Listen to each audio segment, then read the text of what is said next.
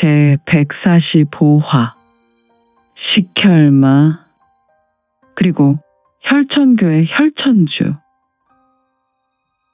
아수라 혈기는 인간의 탐욕과 분노, 살심 등 악심으로 똘똘 뭉친 것이 기본이었는데 지저 8부 중에 하나, 악기의 세계에서 싸우기를 좋아하는 귀신 아수라의 저주와도 같은 것으로 보면 좋을 것이다.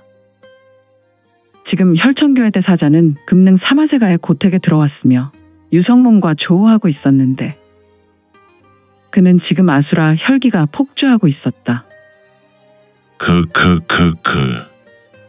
웬만하면 그대로 돌아가려 하였으나 당신을 그대로 둔다면 우리 혈천교의 후환이 되어 돌아올 것이요. 내가 날린 광섬은 우리 본천에서도 무상의 권능이 있는 무공이거든. 나는 암경과 섬경의 묘리를 녹여내어 펼쳤으니 말이요.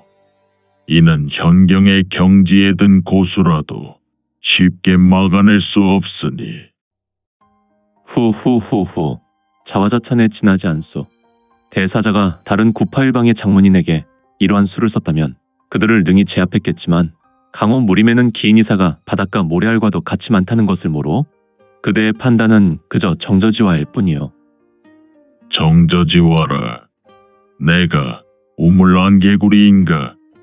녀석. 대접해 주었더니 버르장머리가 가출하였군. 그렇다면 혈천교 대사자의 발밑으로 아수라 혈기가 폭발하듯 하였으며 혈비간보. 대사자의 신형은 순간 이동한 것과 같은 모습이었다. 마치 이영환이의 신이었으니 그는 성문에게 다가가 박투를 전개하였으며 역시 성문도 박투를 전개한다. 이들은 총각에 이미 수십 초를 주고받았으며 이들의 출수는 공기를 가르고 그 파공음이 이 새벽의 주변에 격하게 울렸다. 이들의 쌍각 또한 쉬지 않고 보보를 밟고 공간을 가르고 있었으니 때로는 발길질이 서로의 신형을 강력하게 위협하였다. 붕붕 부웅. 휙킥 휙킥 휙킥 휙킥. 투탁 타타 타타타타. 하지만 대사자의 쌍수와 쌍각은 결코 성문의 신형을 타격하지 못했으니 성문을 타격할 즈음에 어찌된 이유인지 더는 진격할 수 없었으며 깻잎 한 장 차로 성문의 호신간기가 터져나와 대사자의 발과 권을 밀어내는 것이 아닌가. 이 말도 안 되는 현상은 무엇란 말인가? 혈천교의 대사자는 속으로 비명에 가까운 대경이 밀려와 몸서리 쳐졌다. 찰나 그의 몸 안에 소름이 돋는 듯하였으니 싸움이 격하게 전개됨에도 불구하고 그의 팔뚝 솜털은 쭈뼛하며 일어섰다. 얼마나 놀랐으면. 불과 반각의 시간이 지나자 이미 이 두 사람은 수백 초를 주고받았으니 대사자의 대경은 이제 공포로 물들어갔다. 스스스스스스스스스. 대사자는 깊은 무기력감을 느끼게 되었고 그는 팽팽한 공에서 바람이 빠지듯 진기를 이어갈 수 없었으니 도대체 이 같은 무기력감이라니. 두 사람은 격한 박투를 멈추어 버렸다. 하지만 격한 무기력에도 불구하고 혈천교 대사자는 신형을 공중으로 띄운 후 우측 다리를 들어 성문의 얼굴을 후리려 돌려차기 하였다. 그러나 그의 다리는 허공을 지나쳤고 오히려 성문의 신형은 고추 세운 후에 가볍게 좌수를 휘둘렀고 이 좌수권은 대사자의 수박에 직격하였으니 대사자는 얼굴을 후려맞고 좌측으로 기울어진 그의 신형은 성문의 경력을 이기지 못하고 공중에서 여러 차례 회전하다가 지면으로 모양 빠지게 떨어져 내린 후에 또다시 여러 차례 굴렀다. 우당탕탕탕. 대사자의 입에서 우열이 뱉어졌고 울컥. 왜. 그의 입에서 핏덩이가 올라와 뱉어내었다. 그는 성문에게 단순하게 얼굴을 후려맞고 나라가 지면에 엎어진 것이 아니었으니 그는 지금 도무지 이해할 수 없는 무기력으로 진기를 끌어올리지도 못했다. 도대체 이것이 무슨 현상이란 말인가? 나의 진기를 이어갈 수 없으니 말이야. 또 이놈의 아수라 혈기는 단전에서 요지부동하고 있으니 말이야. 당장 혈천교의 단순한 보법도 밟을 수 없으니. 그는 성문에게 얻어터진 다음 바로 강력한 반탄력을 이용하여 도주하려 하였지만 오히려 경력을 끌어올릴 수도 진기를 이어가지도 못한 채 지면에 내동댕이 쳐진 것이다. 이런 현기증이라니. 혈천교의 대사자는 지금 상대의 무력을 주고받고 지금처럼 자리에 눕는 것은 과거 수십 년 전에 경험한 일이라 매우 당혹하였다.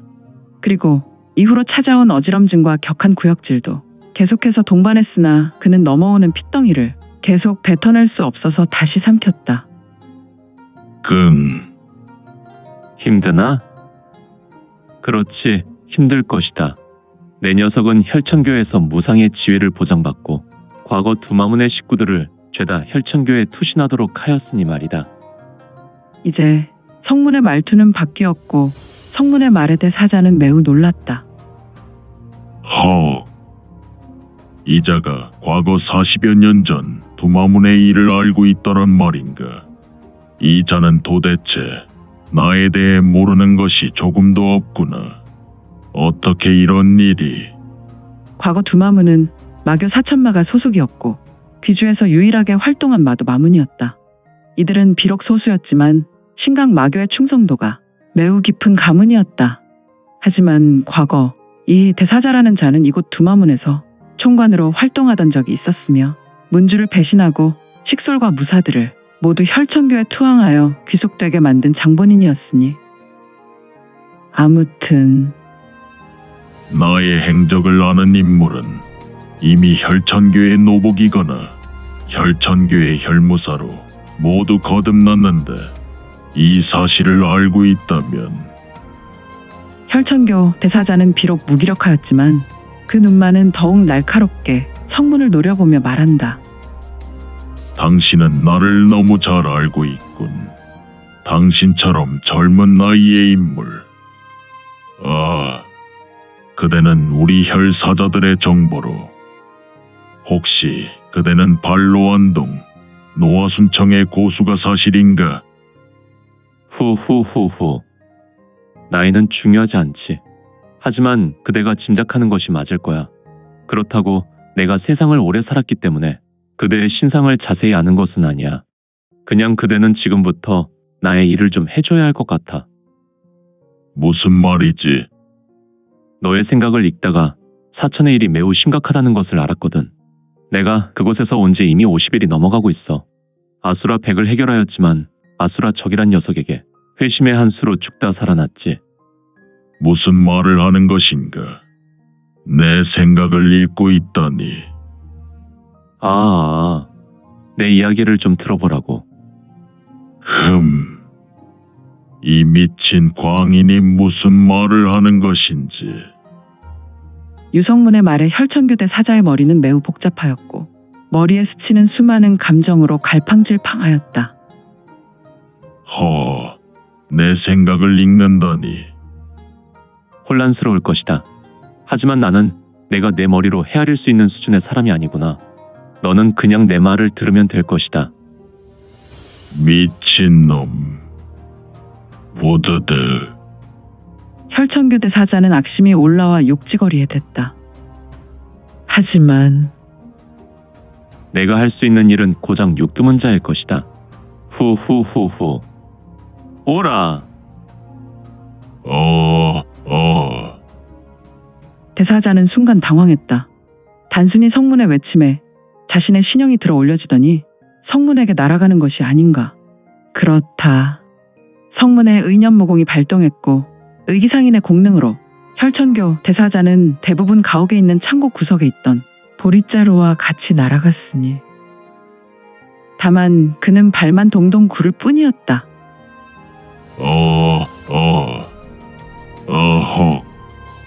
성문이 있었던 곳에서 멈추어 섰는데 사실 유성문은 다른 일반인보다 머리 하나 더 큰 키였다. 그래서 그런지 조금 작은 혈천교 대사자는 성문의 눈 부분에 대사자의 눈도 그 위치에 머물렀지만 그의 두 다리는 여전히 허공에서 발을 동동 굴렀다. 이놈아, 나를 내려놓아라. 후후후후. 아직도 상황이 파악되지 않느냐? 나를 내려놓으란 말이다. 휙파. 거. 대사자는 성문의 당수로 목을 후려맞고 한동안 기침을 하였다. 굴럭굴럭굴럭. 녀석, 우선 내 녀석은 강호 무림의 존장에 관해 예의를 갖추어야 한다. 무슨 말을. 내 녀석이 태어나기 전에 나는 이미 곤륜파의 곤륜검이었구나. 뭐라? 이 미친 녀석이 곤륜검? 가만. 이미 곤륜파의 곤륜검이 사라진 지 50여 년이 지나고 있는데 어라. 으하. 혈천교회 대사자의 두 눈동자는 심하게 흔들렸다. 불안한 마음에 그의 동공은 좌우로 쉴 새 없이 오갔고 그는 불안에 떨면서 할 말을 잃었는데 아마도 유성문의 정체를 어느 정도 파악했단 말인가. 그래, 내가 생각하는 대로 나는 곤륜파에서 유일하게 도우를 받지 못한 유성문이다. 제길.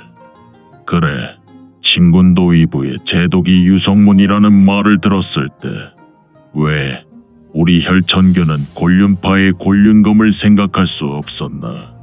하지만 유성문은 너무도 오래전에 잊힌 인물이 아닌가. 그래, 나는 너무 오래된 인물이지. 하지만 나는 오랜 세월 주원장을 최측근으로 도움을 주었던 인물로 너희가 알려고 할 건 가림백호군의 백상자이기도 하지.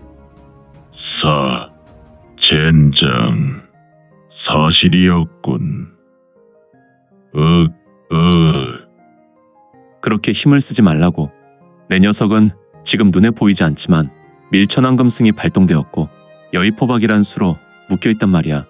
그리고 내 녀석은 무엇보다 나의 권역에 들어와 있어서 스스로 경력을 일으킬 수 없구나. 그러니 용쓰지 마라. 대사자는 도망치려고 몸부림하였지만 한동안 용쓰다가 포기를 하였는지 축 늘어졌다. 시수다. 이곳에 우선 혈천 사자들을 보내어 확인했어야 했는데 아수라 흑이 부탁하여 내가 친히 은밀히 다녀오려던 일이 화근이 되었군. 대사자는 절망했고 그래. 하지만 너는 너를 죽이지 않을 것이니 안심해라. 다만 나의 도구로 사용할 것이다. 도구라니. 후후후후. 우선 2대만 맞아라. 이것은 내 녀석이 이곳 금능에서 의금부 부사들과 도박장에서 벌인 내 녀석이 부녀자 희롱에 대한 나의 징벌이다. 휙휙! 짜짜! 대사자의 얼굴 좌우로 젖혀졌고 그가 썼던 귀신탈은 나라가 바닥에 떨어져 내렸다. 허허, 그의 얼굴은 매우 흉악했는데 화상을 입은 걸까? 아니다.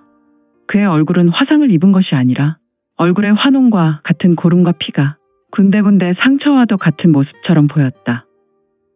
거봐라. 내 녀석은 사내가 준 혈미정을 장복해서 이런 얼굴이지 않느냐. 녀석, 내 녀석은 아수라 혈기를 속성으로 연공하였고 높은 성취를 얻을 수 있었지만 이런 부작용도 있었구나. 아무튼. 허허, 혈천교의 혈천대사자는 그냥 그저 그런 인물이 아니다. 막강한 무력과 지력을 가진 혈천교의 장로와도 같은 인물로 그의 무력은 화경중입 귀일경을 넘나드는 인물이었다. 다만 유성문이 강호 무림이 감당할 수 없는 인물이니 성문의 말도 안 되는 무력은 그저 경천동지의 일이 아니겠는가. 혈천교 대사자의 입에서 옥수수 두어 알이 튀어나왔고 대사자의 얼굴은 사람의 손바닥 모양이 벌겋게 올라왔다. 이에 대사자는 그저 넋 빠진 얼굴이며 더욱 흉측한 얼굴이었다. 내가 이런 외모를 가졌다고 부녀자들을 희롱해서 되겠느냐. 아무튼 너는 이제 내 눈을 봐라. 성문의 음성이 떨어짐과 동시에 마치 기계와 같이 대사자의 얼굴은 성문을 향했으며 그는 순간 몽롱한 눈동자가 되어버렸다. 성문의 두 눈은 황금빛으로 물들었고 그는 밀천의 문이 열렸으니 여의 서반. 그래, 너의 이름은 무엇냐? 하후종천이라는 인물입니다. 아, 대사자의 본명은 하후가의 인물이었다. 성문이 신강과 청해성을 오갈 때 하후가의 집성촌에서 아수라 마목을 발견하여 태워버리지 않았는가. 그런데 이 대사자의 이름이 하후종천이라니. 그래, 좋구나. 내 녀석의 주인은 누구인가? 아, 이 상천하지에서 오직 유성문 죽음만이 나의 진정한 주인이옵니다. 아, 지금 혈천교 대사자의 두 눈은 흐리멍덩하여 넋 빠진 모습이었으며. 내가 오늘 너를 만나지 않았다면 나는 이곳 금능에서 호유영의 일을 우선 정리했을 것이다. 하지만 사천이 위험하구나. 사천 오왕부의 몰락과 당문이 두 조각 나 있으니 말이다. 그리고 무엇보다 아수라적. 시켈마 이 녀석에게 빚진 것도 있고 하니 말이다. 우선 아수라 적을 해결하고 다시 금능으로 돌아올 것이다. 너는 그때까지 나의 명령에 순복하여 아수라 흑의 망동을 제지하라. 성문은 지금 혈천교의 사자에게 아주 강력한 섭심수를 전개하고 있었다. 허허, 이종사교에서나 펼치는 섭심수를 말인가. 이러한 무공은 과거 마교에 의해 신강에서 몰락한 진주 배교나 고대 고루교의 유물이었는데 말이다. 그러나 성문이 펼친 섭심술은 이종사교의 무공과 그 맥을 같이 하지 않은 동방 제국의 신술이었으니 여의섭심아니라 생각하는 것이 좋을 것이다.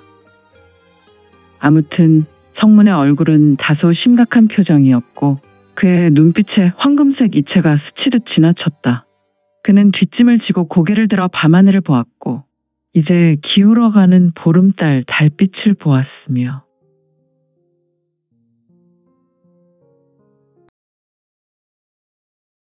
오늘 준비한 내용은 여기까지입니다. 그동안 민지원의 매거진 응원해주시고 구독해주신 분들께 너무 감사드립니다. 2023년 시작과 동시에 구독 1000명이 넘게 되어 기쁘고 이 점도 매우 감사드립니다. 현재 암청기로 2부가 연재되어 오니 참고해주시고 앞으로도 민지원의 매거진 구독으로 더욱 응원 부탁드립니다. 그러면 오늘도 세상에서 최고로 멋진 하루 되세요.